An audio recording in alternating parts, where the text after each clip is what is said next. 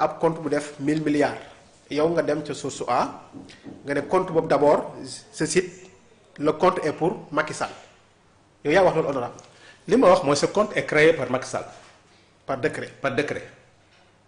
Ah bon? C'est un compte boo xoolee rapport Cour des comptes à la page 17 18 ba 19 tu verras les recommandations de la Cour des comptes man tëbuma wax Ousmane Sonko dafa wax compte waxul ne compte bi x la nangam. mais ku étudier. mais il n'a pas cité de nom foofu aussi. il n'a pas cité mais man ak ñi ñu bëri ñi nga xam ne tey dañoo examiner le rapport de la Cour des comptes tey gis nañu compte bi nga xam ne tey ay milliards te Cour des comptes nee na compte boobu c'est pas régulier compte boobu. Oui. c'est pas régulier. te li fa jaar ëpp na egg na ay 1000 et quelques 1300 kilomètres. Bamba c'est le président de la République par décret qui a créé le compte si la Cour des comptes ne compte bi jaarul yoon de compte bi c'est en dehors de la loi des finances. oui mais ki créé compte bi kan la du Macky Sall par décret kan moo mën a créer compte kan moo mën a def décret du président de la République donc c'est lui qui a créé le compte et la Cour des comptes mu ngi nii boo ñëwee page 17 sur le compte de dépôt sur le programme tu verras que les recommandations man li may wax nit ñi du leneen. ci rapport Cour des comptes la nekk. c'est rapport Cour des comptes à la page 17 18 19 avec les recommandations et puis la recommandation de la Cour des comptes il dit sur recommandation de la Cour le ministre des Finances et du Budget s'engage à faire prendre les dispositions nécessaires pour la rationalisation des dépenses de transfert aux services non personnalisés de l'État parce que là bon on ne peut pas tout lire man dinaa ko bàyyil mais tu vas dire que ne on te dira que le compte le décret c'est le décret 2017-74 du 12 janvier 2017. oui donc on te dit que la mobilisation des recettes l'article 5 du décret susvisé prévoit la possibilité d'ouvrir un ou plusieurs comptes. L'article 5 du dit décret susvisé prévoit la possibilité d'ouvrir un ou plusieurs comptes au niveau des banques primaires du Sénégal et à l'étranger pour y verser les fonds tirés du compte de dépôt. En outre, selon l'article 6 du décret, les dépenses prévues pour le fonctionnement et les activités opérationnelles du programme ne sont pas justifiées. Ne sont pas justifiées en raison des spécificités liées aux opérations qui y sont effectuées. Donc, la Cour des comptes constate l'irrégularité. Les dispositions de ce décret ouvrent de fait des fonds spéciaux gérés par le ministre chargé des Finances. Sur la période sous-revue, un mois est décaissé à travers ce compte, comme le montre le tableau ci-après. La Cour des comptes constate qu'en plus des transferts budgétaires, les comptes de dépôt, CAP, gouvernement, programme défense tel et tel, tu as vu, reçoivent de trésorerie sur autorisation du ministre. C'est le cas de l'argent accordé en 2023 d'imputer les ressources telles. Ces affectations sont effectuées en dehors des procédures de la loi des finances. oui une loi de finances initiale rectificative. C'est la loi des finances. oui Bamba. C'est la loi des waxuma ay finances c'est la loi des finances lépp loo def en dehors de la loi des finances c'est une infraction. Code de la route lépp loo def en dehors du code de la route c'est infraction la. infraction oui. Moi parlementaire ou ancien parlementaire quand je vois un compte boo xam ne dañ ko alimenter en dehors de la loi des finances ba ñu Code des comptes d'accord ne lii même les dépenses qui sont effectuées ne sont pas traçables et c'est Macky Sall qui a créé ce décret. Maintenant ce qu'on doit vérifier mooy li fa jaar yépp fan la xaalis bi dugg ak Assemblée nationale quelle est la responsabilité de l'Assemblée nationale par rapport à ce compte. oui. la Cour des comptes wax na ko ci rapport am. oui la Cour des comptes l'a bien spécifié et même a montré le temps man waxuma lu nekkul ci Cour des comptes et je constate que ça c'est le rapport des comptes parce que là ces affectations sont effectuées en dehors des procédures de la loi des finances. Man parlementaire ce qui m'intéresse c'est la loi des finances tout ce qui est fait parce que tous ces comptes que la Cour des comptes avait dit que on a tey oui. mais le débat c'est quoi mais c'est le DAT. oui est-ce que DAT c'est normal la oui. tey Amadou Ba. coow bi lan la DAT parce que les DAT ne sont pas retraçables sur la loi des finances. oui. bu DAT mu ne nekk infraction ba ñuy porter ay nit si ce compte là aussi ne sont pas tracés sous la loi des finances c'est une infraction quand même du décret qu'on a pris qui est à l'encontre de la loi des finances décret Macky Sall la. oui. bu ko créer dem ko yow mu dem ko yow mais man ki ko créé moo am problème yow mi koy gérer c'est ton problème mais moi le fait que le président que moo jël décret boobu def ko en dehors de la normalité ba Cour des comptes di ko relever moi je me suis basé sur ça et boo xoolee li fi jaar yooyu yëpp ça fait 1300 et quelques milliards. oui yow sax dem nga plus loin vous avez parlé d'un virement de 600 milliards de francs CFA à la veille de l'élection présidentielle. effectivement xam nga lii honorable bi ñu la laajee nga ci mën a indi firnde. waaw xam nga boo jëlee rapport bi sur le compte. oui moi je suis toujours sur le compte. sur le compte dina la wax tout ce qui a été comme alimentation du compte. Le compte est alimenté. lépp lu fa dugg lu fa génn. lu fa dugg lu fa génn ça c'est le rapport de la Cour des comptes. On te dit le cas d'autorisation accordée en d'imputer les ressources mobilisées auprès de l'investisseur dans les comptes de dépôt captant les montages de 125 milliards. Bon, là on te dit outre les problèmes relevés sur l'exécution des comptes de dépôt sus-indiqués une utilisation irrégulière de solde créditeur des comptes de dépôt est constatée. Ainsi, en fin d'année 2023, des prélèvements d'un montant de 407 milliards et quelques sont opérés sur des soldes créditeurs de comptes de dépôt pour être affectés à d'autres comptes sur autorisation du ministre. Ces prélèvements effectués sur l'arrêté 2136 du 21 novembre. Mais lii yëpp c'est des décaissements yoo xam ne hors norme quoi. hors norme. Et ça moi je relate les écrits de la Cour des comptes moom lañ lay wax avec un tableau bien établi. Donc boo lire tableau bi yëpp bon ça va prendre tout le temps mais moi ce que je renvoie tout le monde. oui c'est sur le rapport sur les pages 17 18 et 19 ñu jël tableau 9 tableau 10 et tableau 11 man. ok kon honorable n'a rien créé. non sosul man diffamé wul mooy li ma lay liiral nii Bamba ça c'est le rapport bi nga xam ne audit du rapport situation des finances publiques gestion 2019. Je n'ai fait que c'est le dernier rapport en c'est le dernier rapport. li ma lay wax moo nekk page 17. oui moo nekk les recommandations de la Cour des comptes mooy wane ne des discordances sur les données de ressources extérieures. L'analyse des données sur les ressources extérieures permet de faire des constats ci-après. Des variations notées dans la situation des procédures, des écarts entre les données et tel. Lii yëpp Bamba avec le tableau sus-indiqué. Man donc ce que je relate c'est que Macky Sall a créé ce que maintenant qu'on me dise que Macky n'a pas créé le décret. Ah là, ça je me réfère à la Cour des comptes parce que le décret est bien là. oui Donc moi je me réfère à ce décret qui a créé un compte boo xam ne en dehors de la loi des finances que l'Assemblée ne peut pas retracer.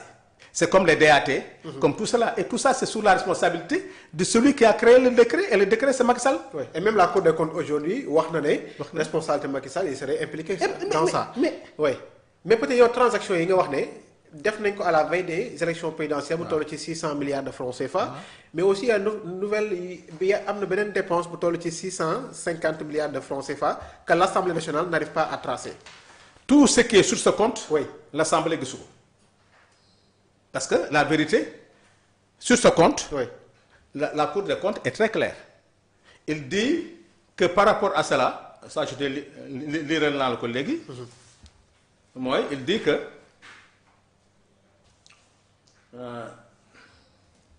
waaw ces affectations sont effectuées en dehors des procédures de la loi des finances. Bamba loolu français la.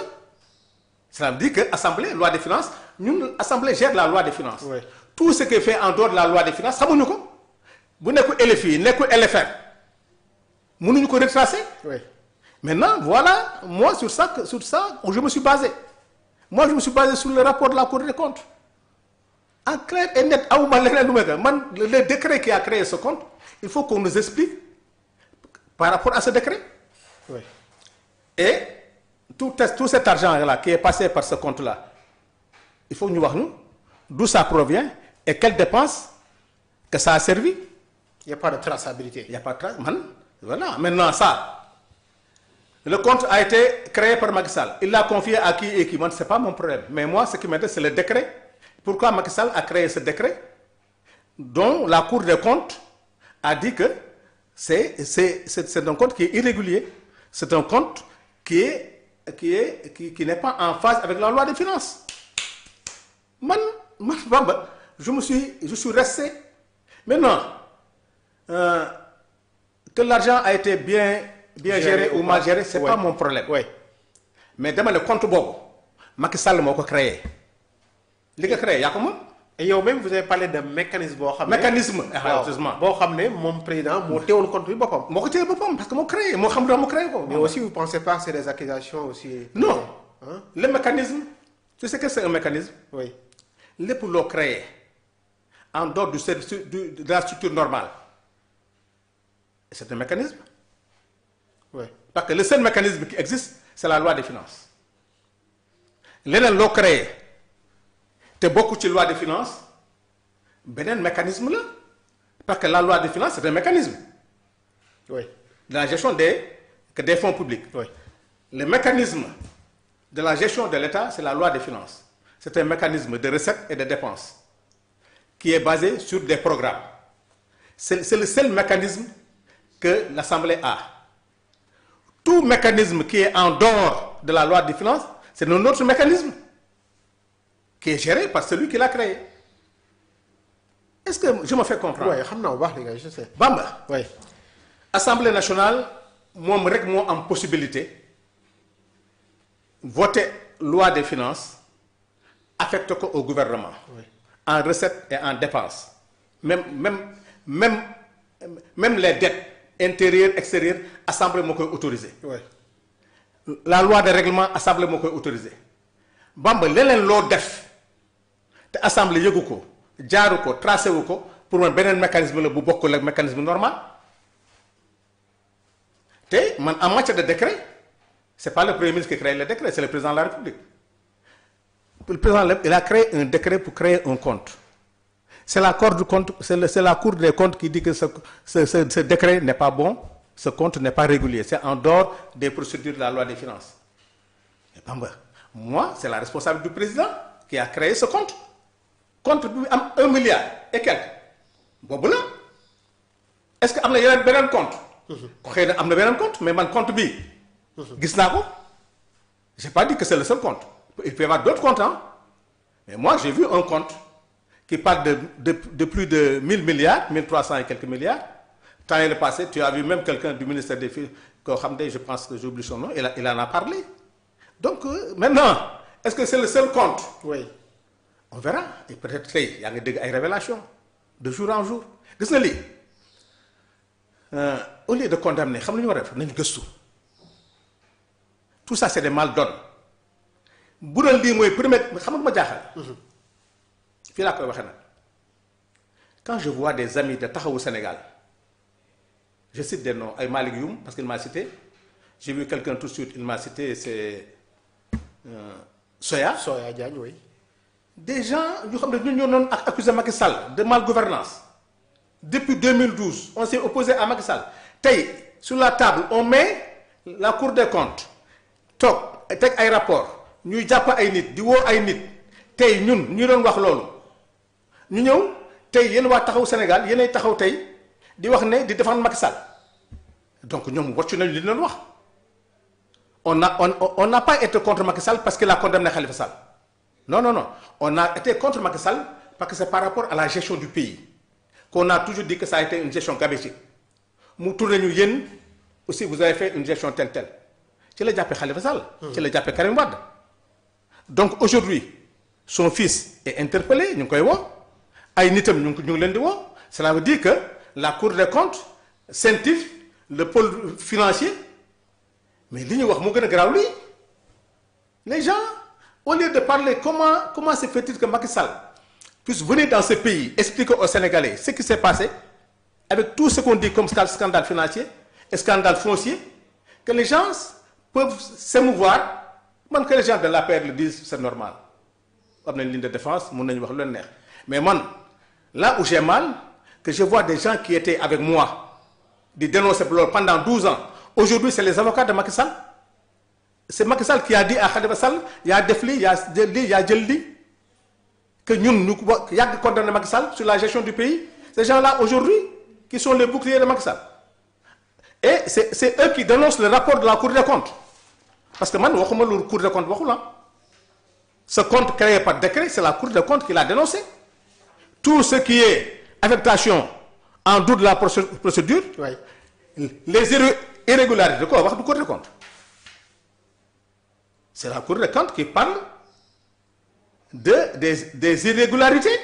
Irrégularité, moi là, c'est comme quand Ismaël Madior te dit que anormalité. Oui.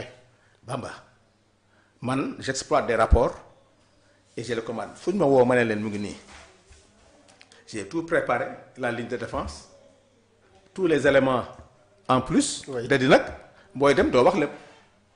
ok mais si biir sortie aussi dama la gis kay xaw a def le lien entre Farba ñoom Tahirou Sarr ak Amadou Sall à quoi il s'est mêlé par rapport ak ce compte boobu. J'ai dit oui. Attention, j'ai dit malgré tout cela il est bon que ñu quand même ñu surveiller ñu xool ndax amul lien c'est une question que je me suis posée parce que xaw ma. ok j'ai dit que on parle de milliards on parle de 100 milliards on parle de décaissement nañu xool ndax lii yëpp amul lien tey ñu ngi wax ay tur dëgg nañ bay wax tur yoo xam ne kenn xalaatu leen ça veut dire que Bamba le mal il est plus profond que les gens le pensent chaque jour nga dégg tur bu bees est-ce que les Amadou Sall les Farba les Tahirou est-ce que ñoom rek mën nañu génne xaalis boobu sans que le président de la République ne soit au courant quel lien toute cette histoire-là là c'est une question que je pose. Oui. Parce que Bamba information judiciaire moo mën a joxe lii yëpp. déggoo tey ay tur. oui. yoo xam ne ça n'a rien à voir avec les gens qui gèrent l'État. oui. du ma leen tudd parce que man xaw ma ci dara donc yaa nga tudd doomu diw yaa nga dugg diw dégg diw suba tu peux entendre kenn ku nen mais cela veut dire que le mal il est plus profond parce que dans l'information judiciaire mais ñu ngi génnee dégg nga tout dernièrement ñu génne benn ku sant Mbàkke koo xam ne il a même un problème à payer son loyer. oui. mais ñooñu du tax seen tur génn ci. Abdou Aziz Kane oui. Abdou Aziz Mbàkke xaw ma. Abdou Aziz Kane yaa Akim Mbacke kii la. waaw donc ñu ngi si ne ñoo xam ne donc loolu nag nos magistrats ces magistrats qui sont formés au niveau des finances ñooñu tey. am nañu éléments yoo xam ne tey ñoom rek ñoo xam. oui. mais ñun éléments yi ñuy jox tous les jours foog nga ne à partir la ñuy wax observateur fu mu jëlee information yi mu joxe Bamba des fois information yi nga jëlee da nga koy jëlee au fur et à mesure gars yi di joxe. oui. chaque fois tey da ngay jékki-jékki ñu génne benn tur mais nga ne kooku naka la ci mën a duggee man dégg naa tur yoo xam ne tey mais je me dis que leen moo ne war a boole ak loolu. donc cela veut dire que quand je dis que nañu xool quels sont les liens maa nga dégg keroog benn frère Farba il dit que oui Macky daf leen seetaan daf leen dàngam pourquoi il le dit yàlla rek a xam pourquoi on parle de gars qui étaient